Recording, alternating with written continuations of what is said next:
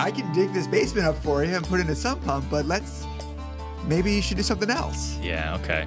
Like that would be his thing. Maybe right? they're both pointing to the other guy and saying you got to talk to him first. And the HVAC guy's going, Yes. I didn't put those ducts underneath your slab. Yeah. I can't get to him behind concrete. Call a basement guy. Welcome to the Fine Home Building Podcast, our weekly discussion of building, remodeling, and design topics aimed at anybody who cares deeply about the craft and science of working on houses. You are joined by Justin, Rob, and Brian. Say hello, Justin, Rob, and Brian. Hey, Justin. Hey, Brian. Hey, guys. Hello. Fellas. How'd you guys do without me last week? Did you miss me? We crushed it. We managed. We met. Conflicting feedback. Rob comes in with a confident answer. What did I miss? We made fun of you a little bit. Yeah. So We did. like right off the bat, I think maybe half a second into the show, that's where we went. For the next 30 minutes. Yeah. So I'm gonna do you'll some enjoy that one. gentle sobbing when I listen to Tell it. your family not to listen to that episode. Tell my family not to Yeah. listen. You know, Jeez. you have been I'm going to say the bastion of the show. Am I using that word right? I don't know. What do You've you? been here. You've been here every episode. Backbone. Backbone. I think bastion might work. Rob, look it up. Anyway, we've come and gone. Other people have filled in. Yeah. But I think that's the first time you've not been here. It is the first time. Yeah. Yeah. I made it 68 episodes without missing one. It's quite a run. Quite a run. But now that I know that I can not be here for some, Oh, boy. the wheels are off, baby. I'll be bowing out, letting somebody else run it. We've got a good rotation going. We got Matt in the mix now. We got Patrick. We do. Pretty soon we're going to have Jeff over here hosting. Get some of the guys from woodworking up here. And we've got to get Bob Goodfellow on the show someday. The Bobcast. The Bobcast. Yeah, we do. Stair building, boat building, Yeah. Stories. stories. We should queue up a bunch of stair building questions and then have Bob come on. Yeah. That'd be great. Can we share the Egypt story that Bob has? That's the best one. But his I don't know if we can get into which of Bob's stories is the best. I mean, that's a pretty hard list. I know. We could For do those- top 10. For those who don't know, and I doubt anyone knows, Bob Goodfellow. everyone. Bob Goodfellow is our art director at Fine Home Building, and he's also been a builder, stair builder, Yep. boat builder. Yeah. He's built some houses, Yeah. He's built his own house. been here for 28 years? About 28 years. Been here a long time. He's and pretty much the reason why the magazine looks the way it does. Yeah. He pretty much made that happen. yeah, if you've ever looked at a drawing in our magazine and learned from it, it's because he Yeah. put so much effort Yeah. and thought into those. Yep. He is Those details. he's relentless. Yeah. So we got a bunch of questions today, but I figure since I wasn't here last week, we Yeah. gotta What were you up to last week? catch up. I mostly worked on the shop. I had a staycation. We talked about that, by the way. Yeah. You talked about how I have a staycation. No, we talked about how you immediately started working on your shop following Brian's demands, essentially. Yeah, I hung the drywall. We got a couple of pictures. We'll throw them up there. I didn't pull them up on my screen here to show you guys, but I did. I suffered from the fact that it was not the logical order to do things in my shop, because just a little recap, I have a detached 2+ car garage. It has a hip roof, which I hate. And I've grown to hate even more. But I have a hip roof, and then I added, it was an all exposed framing, so I added bats to the hip roof, bat insulation. Then I put, so they were wider than normal spacing. It's an old garage, so the bats wouldn't stay up there on their own, and the little metal, rods you can get, you kind of flex into place between the rafters to hold the insulation.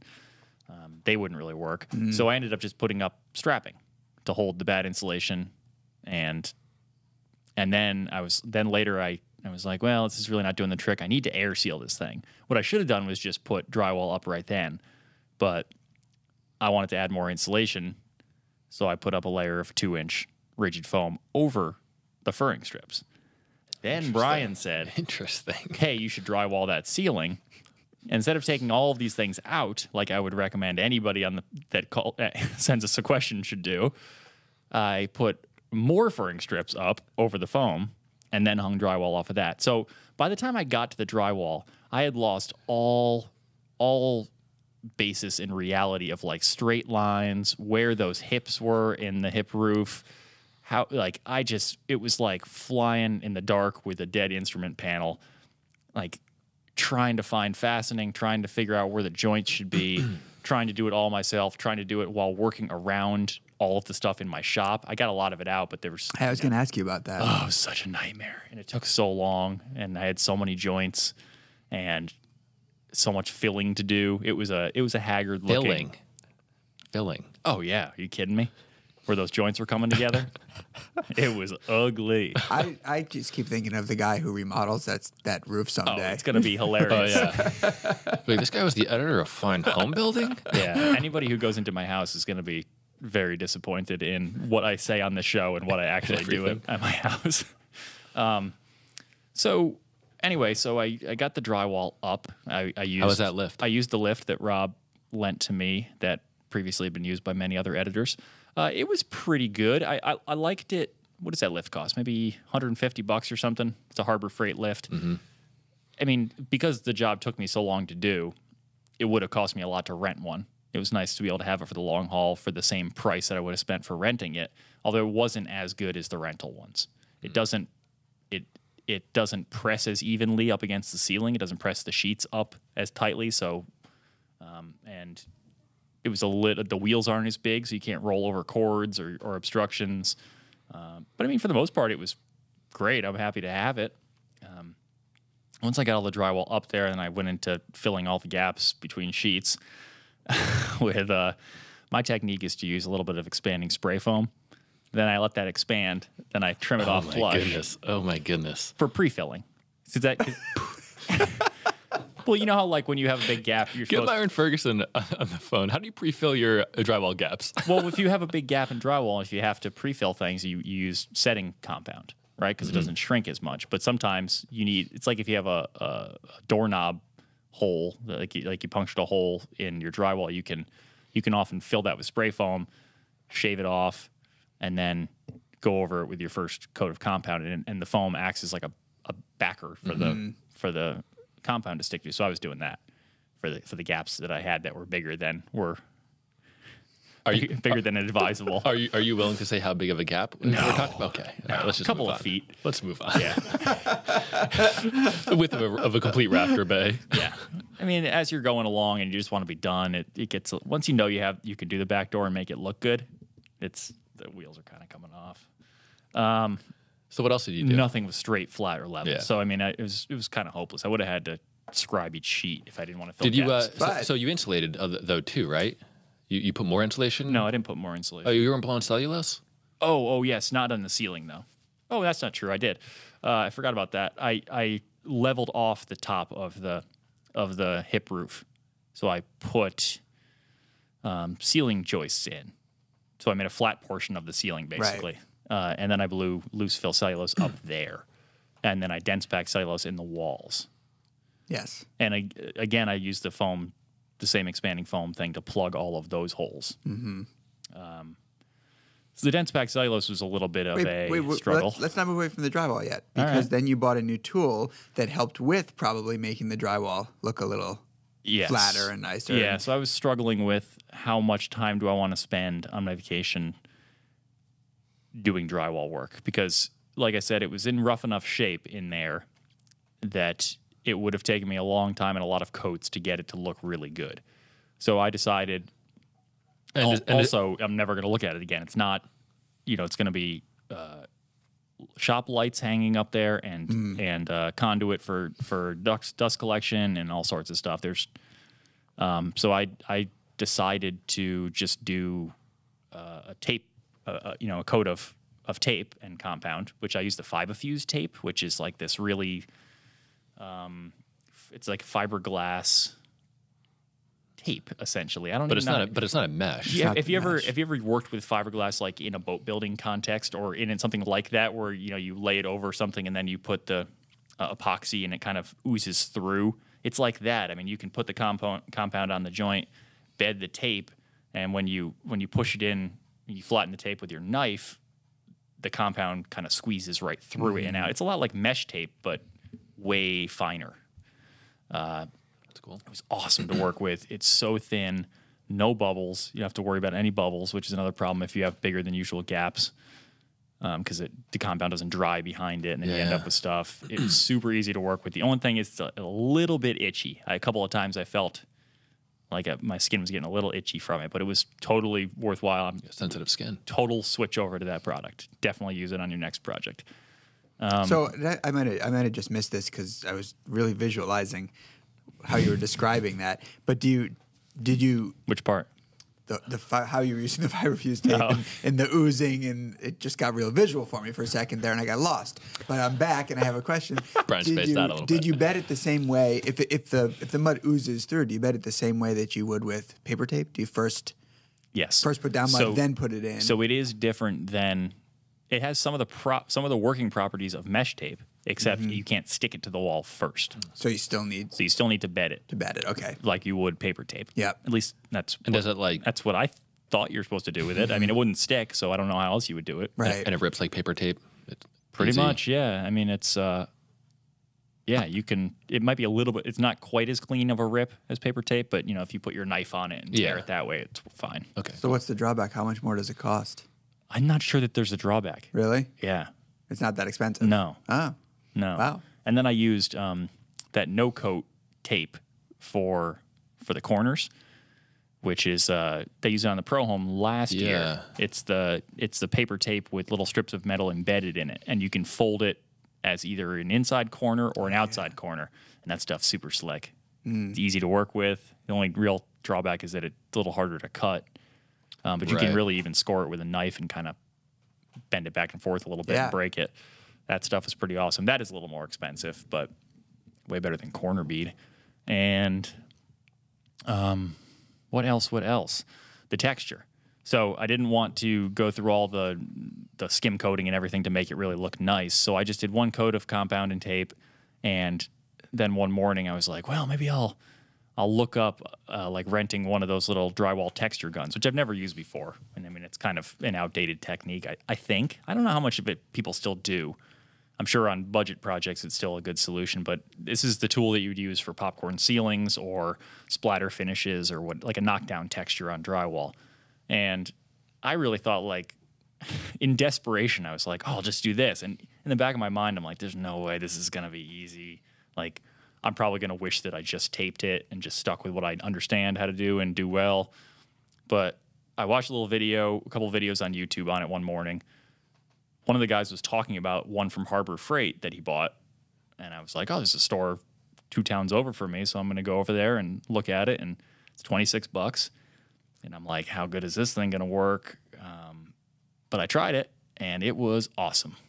It was so fast and so easy to use and worked perfectly for $26. So did you like thin your compound or? Yeah, it's essentially, and we'll throw a picture of the tool up there, but it's essentially like a spray gun with a big orifice, a big opening at the front.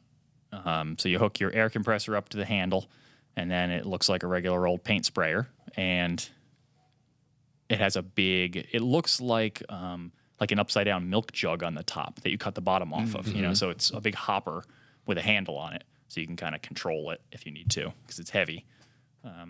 I added some water, so I got a fresh bucket, a 5-gallon bucket of joint compound, scooped a little bit of it out, added some water to it, mixed it up so it was thin, sort of like, I guess like pancake batter would be good. It's pretty loose. And then I poured it into this, and then you just turn the compressor on, pull the trigger. So air is always flowing through it. It's always coming out the tip. And when you pull the trigger, it just releases the compound into the airstream. And it just splatters onto the wall. And that's it. Yeah. I couldn't believe how fast it was and how good it looked. And from there, you can knock it down flat to create different effects. You can sort of... The other option I was considering was thinning compound and rolling it on the wall and then coming back and flattening it, or rolling it on and just leaving it as kind of a nappy, textured roller kind of a look. But this was way easier. So easy to work with, and you said it wasn't messy. It's it went not where you wanted it to go. And it's not quite a popcorn. For people who don't know, it's not. The popcorn texture is there's something you add to the mix to give it that body of the bumpiness. This was more like spraying a texture. It was just. So how it's severe is just the texture? compounds. Does it look like almost like an orange peel? It looks like orange peel, exactly like that. Yeah, so that's not too and I'll aggressive. put I took some pictures of it. I'll put them up there. The only kind of downside I can think of is that sawdust might want to cling to it better. Yeah, it's kind of making a tacky wall. Yeah, you know who? I think you guys have both been in his projects, but you know who uses this texture on his houses is Gary Straggler, and it's the only real place that I can say, and I think it's the same finish you're talking about, the orange peel kind of finish, and I think it's the only place that I've really seen that used. And why I like it in his projects is because he tends to build big houses, big spaces, tall ceilings, and in those cases, I feel like it adds something to the wall as opposed to just really large expanse of just flat, and if there are imperfections, you're gonna see them in big wall surfaces. I think it kind of gets back to what we were talking about a couple episodes ago about flat paint. Is that softening the wall and just cutting down on some of the glare? Yeah, often helps and makes it more comfortable. And I finished it off with a real low sheen paint, specifically, and I did a shade of white, so it just kind of because I've got the hip roof, it's like there's not a lot of wall, and then it turns into the angled portion, and then it flattens out again. And my original plan was like sort of like what you have in your house, Brian. I was like, I'll do some light colored wood paneling on the bottom, and then maybe like a gray blue on the walls, but then I realized I'm like, well, how am I going to make this transition from wall to roof, especially when it's so wavy? It's like if I cut that line between a white ceiling and a blue wall, it's going to be like, might as well just put a magnifying glass in the fact that it's not straight. But it wasn't messy to work with. I didn't even put plastic down anywhere. I mean, if it was a finished bathroom, I would. But so this is a shop, so of course you took a specific approach for efficiency and cost. Would you consider this for a space in your house? Yeah. Oh, you would? Yeah, I think it's kind of a cool texture. Cool. Everybody works so hard to get dead flat and smooth walls, and kind of going the other direction feels nice. It's got a different effect. It looks sort of like a plaster finish in there to me. And I like that it's got a little more character. It feels a little more cottagey. That's cool. And a little less sterile. And I mean, obviously the advantage and why people do this on ceilings is because drywall guys don't have to work as hard to get to that level of finish. I don't know that I would necessarily love the popcorn finish as much as this, though. It's a little more aggressive. But, I mean, did you guys do a question last week about that? We did, yeah. How to get rid of it. How to get rid of the texture. Yeah, I mean, it's a super common question. Yeah. I laughed when I saw that when I got back. Like, we absolutely hate it and we want to get rid of it. Yeah. Yep. But there's so many different textures. Justin's bringing it back. Yeah, it's hard it's hard to group them together as one. Yeah, I mean, we've all seen like the half circle swirls, like that thing, and the popcorn, and there's so much. The stipple thing where you just like plunge it straight up and it makes like a little burst. So, and he didn't actually describe exactly what he had. There's so many different techniques and textures. Yeah, he just said a textured finish, and we just assumed like, okay, this guy wants to get rid of it. What are his options? Sure. I mean, a lot of people do that when they're updating bathrooms and things like that. Yeah. The other thing I was working on primarily while in the shop was I was also working on finishing the patio, the general area, which is pretty much done. I got to finish wiring up the landscape lights. The lights look great, man. I got them roughed in, You look good. I just got to put down the pea gravel, and then that's it. You get the cable underground? In 2 weeks, I got the whole family coming over for a party. Really? So, yep. Not bad. Yep. So this is it. My grandma's coming. She's tough. Ooh, yeah. She'll go right to the thing you didn't paint and be like, Grandma? I noticed you didn't bother to paint this railing. That's an interesting choice. Nice. The real passive. Oh, yeah. Oh, yeah. That's the best. Beautiful. That's which cable underground? You said that you hadn't, last time you mentioned the landscape lighting, you hadn't actually buried the... No, somewhere in the process of unboxing everything, I misplaced a couple of the wire nuts. So I got to go get some of the wire nuts from the store, and it's the ones that have the little silicone inside them. So it seals after you twist it on. And because I don't have here's the deal with the electrical in the shop. This is the other half of it. The landscape lights tie into the shop electrical. And I have not updated the shop electrical yet. I haven't finished it. So I got the panel hung on the wall, and I got all the conduit run inside the shop. I'm doing exposed outlets with metal half-inch metal conduit all bent and running around, and it looks pretty sweet. So I got the light-colored paneling. I'll put some pictures up, but light-colored paneling down below, natural wood pine stuff, little wainscot, and then the electrical sits right on top of that little ledge. Lots of outlets. A lot of outlets. You get three 220 outlets in there, a bunch of 20 amp circuits. So anyway, all this stuff is running back to the new panel, and my plan is to get everything buttoned up and everything, all the breakers installed, everything reconnected into the new panel.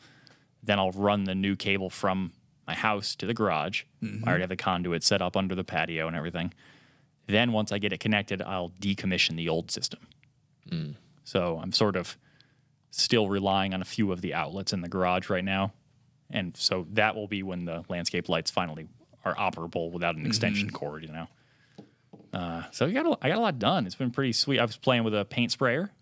I bought a little Graco corded paint sprayer. It's an airless paint sprayer, so it's essentially the same kind of airless sprayer that we've used, Brian, but that taps into a bucket. But it taps into a little canister instead. It has a little lightweight plastic bladder inside the cup. Yeah. So what you do is you fill up this little cup that's attached right to the underside side of the gun, and you kind of squeeze the soft plastic until the paint oozes up into this little bleeder valve at the top of the cup. So you open up the bleeder valve, squeeze the plastic until all the air is out of the bag. Then you close it down again, and now the gun can be turned any which way, and there's no air in there. Right. So it worked really well. I mean, it blows through paint fast. What were you painting? You gotta refill a lot. I was doing the ceiling of the porch that I never had finished, and some pretty big job. Some touch up around the trim and things. Yeah, and I did the whole shop with it too. The only downside to it is it gets hot. Really? Yeah, it has a duty cycle pretty much. If you keep going and it gets too hot, it will shut itself off. I didn't get to that point because I knew to not let it get there. But I mean, if you like pretty much hold the trigger down and go through a whole canister of paint, it's pretty warm to the touch after. And so you just let it sit for 5 minutes or something. It's really not. It comes with like a 4-inch spray pattern tip and then like a 12-inch. So you can do some pretty wide stuff. Easy to clean. It's about as easy to clean as any other paint sprayer, which means it's a pain in the ass. I mean, it's not like it's hard, but you got to take a lot of parts out of the tool and make sure that there's no residue on them. Yeah. It's about as easy as you can expect it, but still, I mean, it's sort of it's a stupid thing to complain about, I guess. It's a pretty amazing tool for the 200 and something bucks that it cost. You can fly through projects and then complain about how you have to spend 5 minutes cleaning paint off of it. The paint is amazing. The cleanup is amazing. The tool's amazing. Everything's good. So anyway, there's a lot going on. Sounds like you were busy. Yeah. I was pretty pleased. I didn't think about work at all, so that was nice. It's always nice. One of the questions we had that came in while I was gone was about electrical, and I know that we recently talked about running electrical to a shop and copper versus aluminum, but this one was a little bit of a different spin. So Nick writes to us, "Hi guys, first off, I love the podcast and have finally caught up with all the previous episodes. I love the banter between all you guys. It makes for a great show. I have a 2-story barn that I've been slowly remodeling over 5 years or so since we've owned the property. I need to run electric over to the barn, and my question arises from the connection of the service wire running from the house. I was unfortunately misinformed and against my better judgment used direct bury service wire that was supposed to be just fine, not being run in a conduit. Surprise, there's a short somewhere, and I only have 109 volts on one of the incoming legs, and therefore have checked everything else and now have to run new cable from the house to the barn, which is approximately 80 feet. So, it's just a little pause in there. So what's going on is you have direct bury. They make cable that's direct bury, but the danger with is, if you have frost heave or whatever, it could get punctured and damaged, and then you'll have reduced either reduced power or your power will be cut off essentially. And so it's one of those things.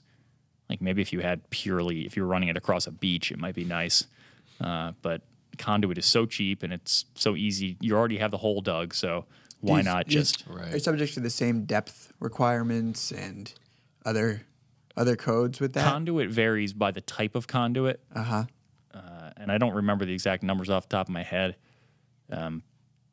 But if anything, I think you'd have to go deeper with the direct bury. So I'm really not sure why you would do it, except for it saves a little money, maybe. I get the temptation because I was in this exact spot when I was running just last week when I was running the landscape lighting wire from one side of the patio to the other, and I went kind of behind a little stone wall, and then I wanted to go across and underneath the gravel that I compacted. And the easy thing is just take a hoe or a spade and make a little trench in the gravel, and then you want to just lay the wire in it and get on with your life. But I was like, I can imagine all that little gravel digging in and cutting the landscape lighting, and then I got to pull everything apart. So just ran it through some conduit really quick, and it's super cheap and easy. But anyway, back to the question. Sorry. So Nick wants to know if you should, basically he's looking for any sort of tips to make sure that he doesn't have to do this a third time. So as long as he's doing it again, should he include a second empty conduit in case of future expansion? What type of cable would we use? Should I run the conduit right into the foundation wall or step it up with one of those pull boxes and go through the wall? Basically, that's the idea. The whole gamut of questions. So he has a 100-amp panel, and he's going to be using it. This is this woodworking shop at some point, so he wants to make sure it's done right. Thanks again, and keep up the awesome work. So, future-proofing. I don't love the idea of running it underground straight into the foundation. I like the idea of the pull box, which is we can put a picture of this up if you don't know what it looks like, but it's essentially like an L-shaped box where you take the cover off so that you can pull cable into it and then have access to that cable so you can pull it. As opposed to if it was just an elbow, you'd have to go through the elbow and then on the far side of the elbow try and grab the cable and pull through, which is hard. So I use those pull boxes at both the house and the garage just because it makes life easy. They're a little more expensive, but they're above grade. So to me, it's less likely they're going to become a problem with letting water in. But I'm not even. I guess you would just seal that. If you did go to the foundation, you just seal it up with some of Brian's favorite cement, the hydraulic cement. What about? You look tired, Brian. That is my favorite cement. What about laying empty conduit just in case he might need it in the future? I don't know what you would need it for. I would just go with bigger conduit than you think you need because it makes pulling the wire easier. It's not expensive. Some of the fittings get more expensive, and it's going to be uglier. If you only need 3/4 of an inch and you put in 2 inches, it's going to be a lot more obvious, that pull box on the side of your house. But who cares? Right. And it'll make your job super easy for pulling the wires through. And if you ever need to add more wires through there, you can still fit them. So just oversize it. Not 2 conduits. I would just do 1 big one. That's a good idea. And I would use the plastic conduit. What else? Make sure you glue all the joints together in the conduit before you bury it again, so you don't want anything growing into the conduit and screwing you up. You should consider getting maybe. I'm not sure if you would need it in your case, but you should look into this. Is the little slip joint? They make these little where it comes up out of the ground and into the box that goes into your house. There's like a little expansion and contraction fitting that allows that pipe to move with frost heaves, so that it doesn't jack up the box on the side of your house and rip it off. And then from there, if it's big enough conduit, I guess kind of the sky's the limit with whatever kind of wiring you run. I'm going to get separate conductors as opposed to getting a pre-packaged, because you need what is it, 4 conductors running out there? You need 2 hots, a neutral, and a ground. My God, electricians are going to probably send me emails, but you don't always need that. As far as I know, you need to have 3 conductors and a ground. And you can buy a cable that they're already all bundled together and have a jacket around them, but it's going to be stiffer, especially at 100 amps. It's going to be stiffer and harder to bend that. So I like the idea of 4 separate conductors. I suppose you could price it out either way and see. And we mentioned on a previous show, but for people who missed that or need a refresher, aluminum and copper are both options. Aluminum cable is going to be bigger and stiffer than copper, but lighter. So, and have some other corrosive issues that you guys talked about, right? So you have to just put the little no Alox goop onto the fittings and connections to make sure the corrosion doesn't become a problem for you. Anything else that you guys would? I'm kind of jealous. This guy's got a big old barn that he's gonna make a wood shop. 100 Sounds amps. That's a pretty significant panel to be going out there. Yeah. I'm not even really sure why you would need that much. I guess future proofing it. He's gonna have all the machines running at once. Never know. You never know. Let's see. Simon? Simon. Simon's question. Gentlemen, I know you guys always want more information, so here goes. That's a good way to start a question. Hold on, I scrolled too far. I went too close. I'm a homeowner with a water problem. My house in central New Jersey is on a slope. The driveway is on the high side and slopes down from the road to the garage and adjacent family room, which are built on a slab. The HVAC ducts to the family room are embedded in the slab. Let's just pause for a second to let that sink in. Yeah. The HVAC ducts are embedded in the slab. The rest of the house on the downhill side is a full basement with French drains. We have a rough sketch that you can check out, findhomebuilding.com/podcast, or up on the screen behind us here, I think. Nope, not on the screen behind us. Anyway, when we get very heavy rains, which seems to be more often, I have two issues. First, water floods the garage. Not an immediate problem other than a musty smell, but probably not a good thing long term. The second challenge is that water flows under the slab, penetrates the HVAC duct, travels down the duct, and pours out of the duct in the middle of the basement. So far, it doesn't seem to have made it all the way back to the furnace, but the water does spill out in the middle of the floor and makes a huge mess. I'm thinking a two-part solution. First, hire a landscaper to route the water around the house. Yeah, that's good. There are some drains in place, but they're 45 years old and need upgrading, blah, blah, blah. Okay. Second, I'm wondering if I can close up the ducts under the slab. I'm concerned about mold and other problems, as well as this being a channel for water into the basement. We don't really need AC in this room since it's low and reasonably cool, and he's happy to add a space heater in the winter. I appreciate any key items to discuss with the landscaper, but I really like your thoughts on how to seal up the HVAC duct without resorting to a jackhammer. I've talked to a basement guy and an HVAC contractor, and neither was able to recommend a clear path forward. What a nightmare. Yeah, who the hell's running HVAC duct under a slab? What does it look like in that? That's a terrible duct? idea. You should definitely decommission this duct. All that moisture, all that air flowing over who knows what's in that duct, getting distributed out to that house. Does he say here Kids have whether asthma? Does he say here whether it's the HVAC ducts to the family room? So are we assuming supply and return ducts? Because, I mean, in a ducted system, you're going to have some ducts coming from the furnace or air handler into the house, and they're carrying the conditioned air. Yeah. And then you got the duct that goes back to the furnace that takes the return air. So you get the cycle in your house. I suppose either way you skin this, it's not good. Yeah, it's not good. I love the part where it's the water doesn't seem to have made it all the way back to the furnace. Like that was... Yeah, so we might be all right? Yeah. No, Simon's not writing that. He wants this thing out. Yeah, he wants it out. But, oh my God. Yeah. So start with the drain. He's on the right track, right? Starts with the drainage. First, keep the water from hitting the slab in the first place at all costs. Yeah, that's the first thing you got to do. So get a perimeter drain going. The issue with the garage, I think you could probably satisfy that with a curtain drain or something as well. But don't they also have drains that he could embed right in front of the garage? So as that water's coming down his sloped driveway, it'll hit that drain before it actually seeps underneath the garage door. Right. You mean like an inline drain? Yeah, like an inline drain in the driveway right there. In the driveway, in the pavement. Yeah, they're like they're like these real high-density plastic drains that they use in landscaping projects. You can get them anywhere they sell landscape equipment. I mean, they have them at Home Depot and Lowe's, I think. Yeah. And they're fairly expensive, but you drop them in and they have a little removable grate. Yeah. They're awesome. Yeah. You see them in like commercial construction all the time in parking lots and stuff. Like, you know, and it does the trick because it's this clear, free drain. Yeah. So and easy to clean out. The garage issue. Yeah. And then the current drain should keep that storm runoff from seeping underneath the slab, hopefully. But then his real question is what to do about this HVAC. Well, so how about that though? I mean, if he completely takes care of the water problem, do you think you should still take out the the HVAC ducts? And can you tell me a reason why, other than it just skeeves us out? Well, you could point to the fact that your ducts shouldn't be leaking anyway. Ducts should be sealed.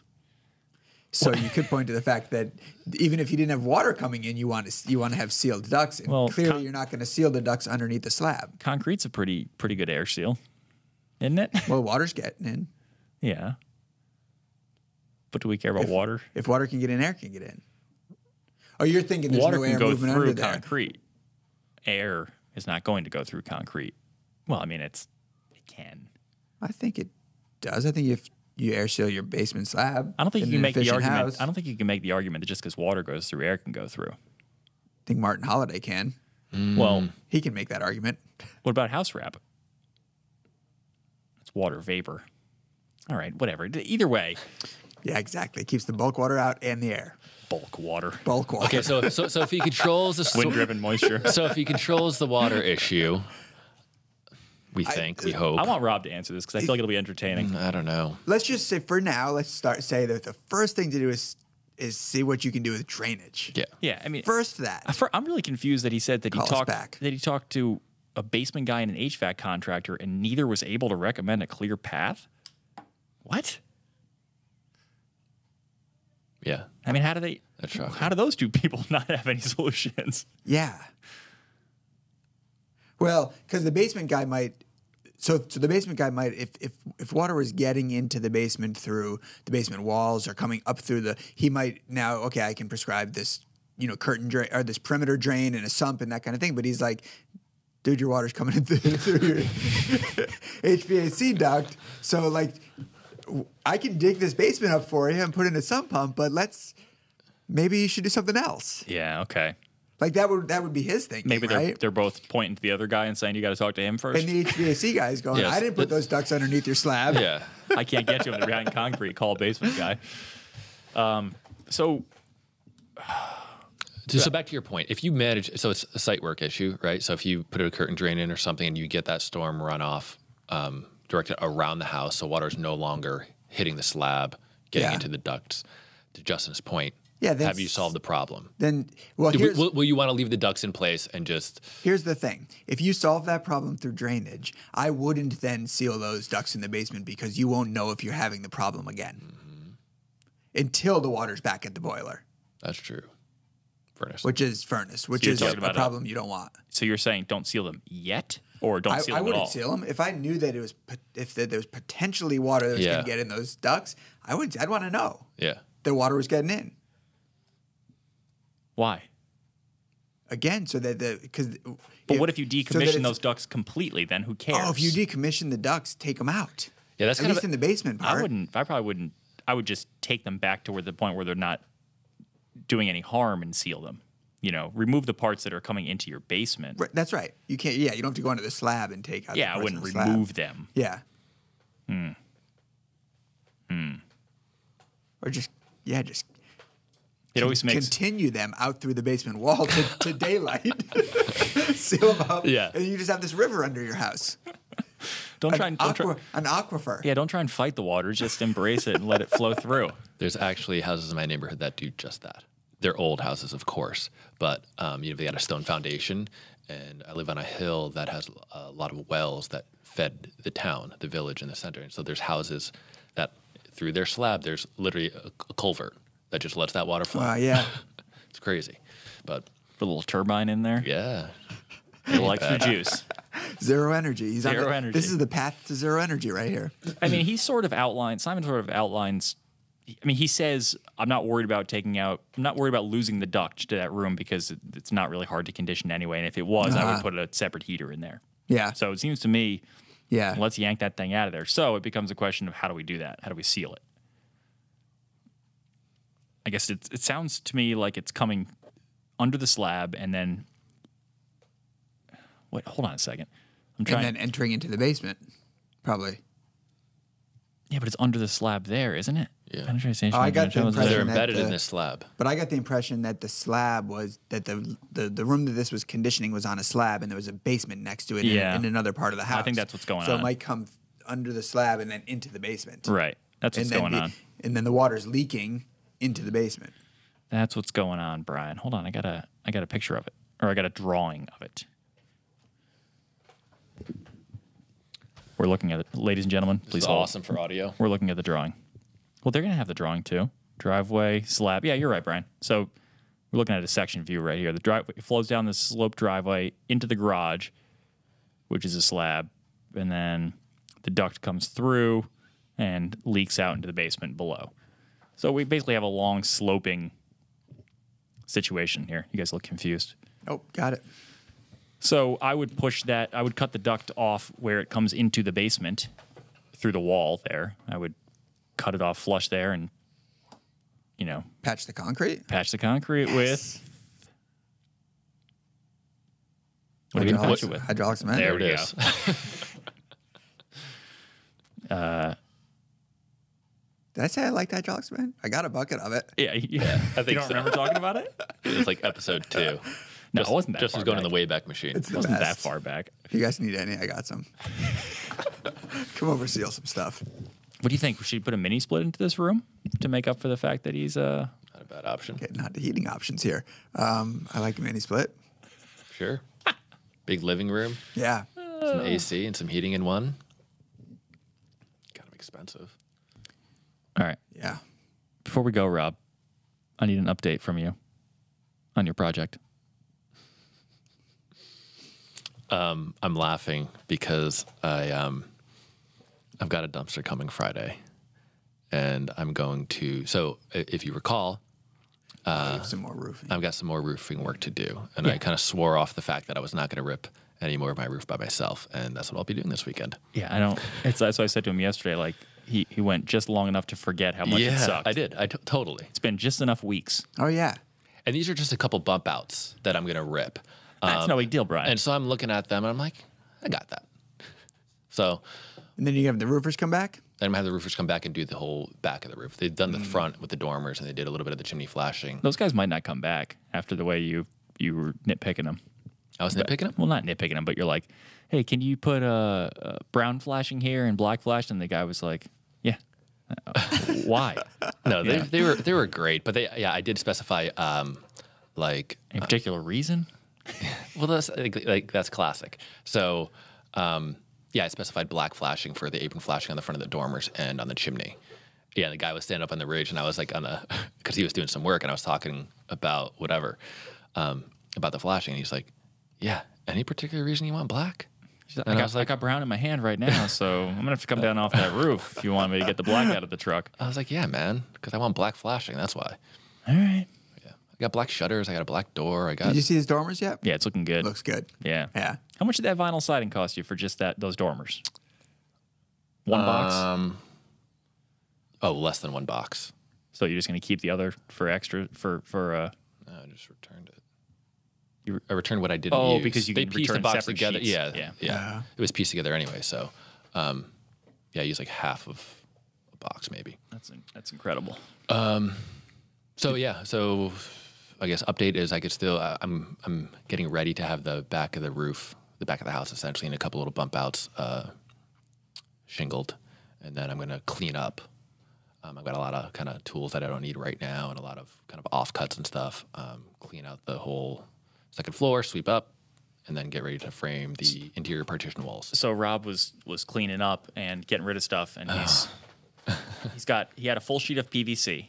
Half sheet. He had a full sheet of PVC, Rob, please, and he's used half of it and has half left.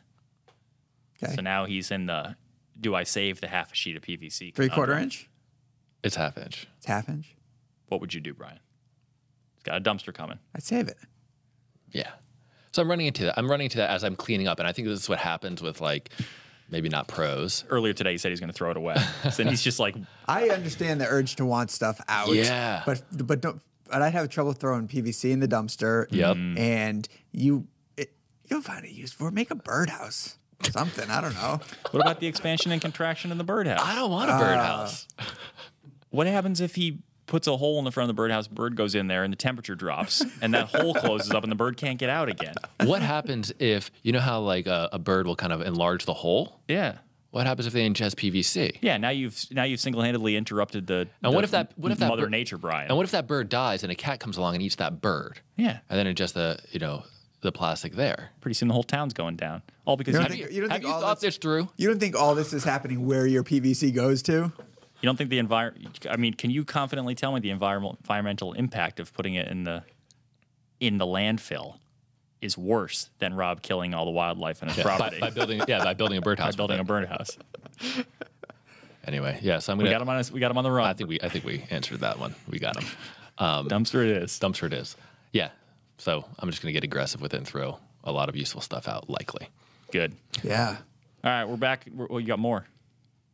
We're back. No, we're not. I'll bring it. We'll do it next week. No, we got time. What do you got? What do you need? So I had. Should I have asked what you're doing at your house? I didn't know you were working on anything. Well, you should not have asked, but I can bring up something about my house that I thought was interesting. Just something interesting.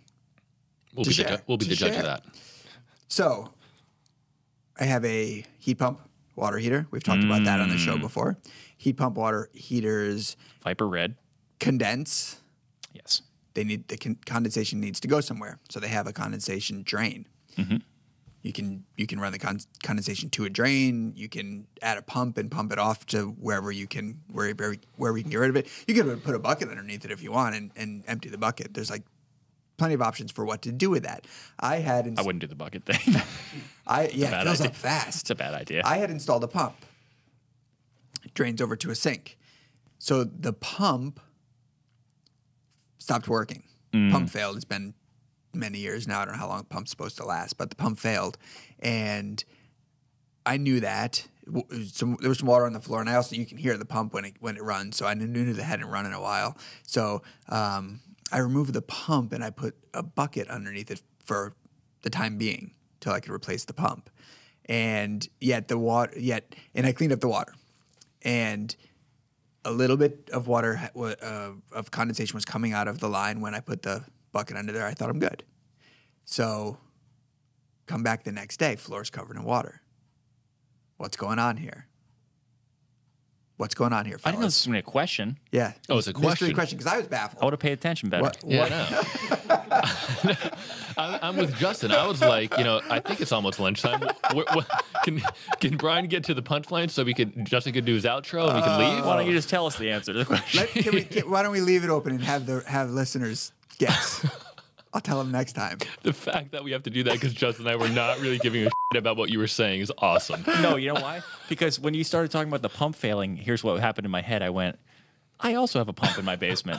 I have a sump pump. And then I started thinking, when you said however many years it's supposed to run, and then I started going, oh, you know what I should bring up as a topic is, should I replace that pump at some point in my sump pump in anticipation of it failing? Because when it fails, it'll be catastrophic and the basement will flood. Is there like a maintenance period? Like, should I? What were you thinking about, Rob? So what I was thinking about was like, oh yeah, a condensate pump. I was like, I've got a dehumidifier in my basement.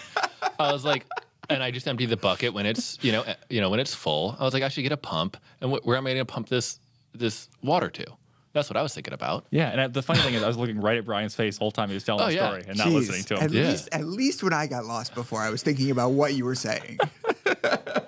Well, it was. You have a very. It's a very passive voice. It's it's very conducive to drifting off. I feel like I'm going into meditation. Okay, sorry, Brian. Sorry, Brian. But I don't want to wait for a couple of weeks to find out the answer. Just tell me what. Do you have an answer? Yes. Okay, what's up? Vapor lock. Oh, vapor lock, like in an engine commercial. In this little, not little, but maybe 3 foot long PEX tube that came down from the valve. When the pump backed up and water got stuck in there, somehow it got some vapor lock. What does that mean? Well, it means that you can't use the word in the I don't know what it means, except I do know that air is not flowing, so the water stops flowing. The water just gets held in there, like being held in a vacuum. Vapor lock. Yeah. So how did you know that was what it was, though? I couldn't figure it out on my own. I called my plumber, Sean, great plumber. If anyone needs a plumber in Northfield, Connecticut, Sean's awesome. Just Sean. K&M Plumbing. Vapor lock is a problem that mostly affects gasoline-fueled internal combustion engines. It occurs when the liquid fuel changes state from liquid to gas while still in the fuel delivery system.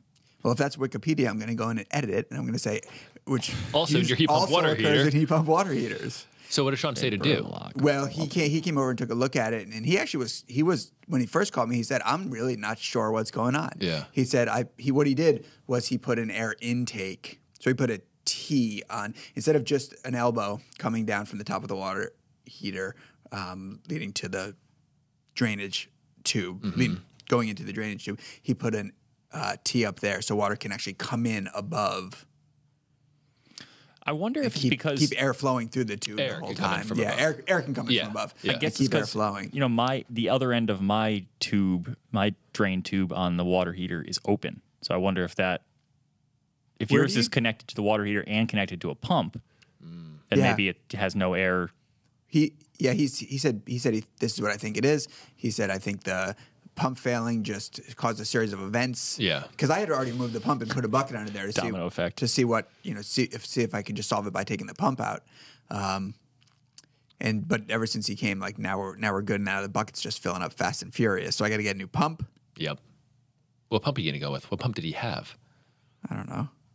Amazon pump. Yeah, I just got to get a pump. Amazon Prime, send me a pump. So what do you think? Should I? Yeah. What are you doing with your? What's the lady on Amazon that you talk to? The Alexa? Alexa, order me a pump. Alexa, pump. Justin, me. it's not a real lady. Sure it is. Just I think it's- to clarify, it's not a person. I think it's the lady that used to do those Snapple commercials that sat behind the reception desk. Remember those? I think it's her. I think she just moved to Amazon. What are you doing with your condensation? My condensation goes into a garden hose that runs to the sump pump. But the sump pump is many years old at this point, and I'm wondering what's the lifespan on that sucker? Do I need to put a backup pump in there and have something ready to go in case the first one fails? I don't know. When I get into the spring thaw after the winter, yeah, that thing's running, huh? that thing runs. Like every minute it kicks on. It's a whole nother show. Yeah. Tune in next time. Yep.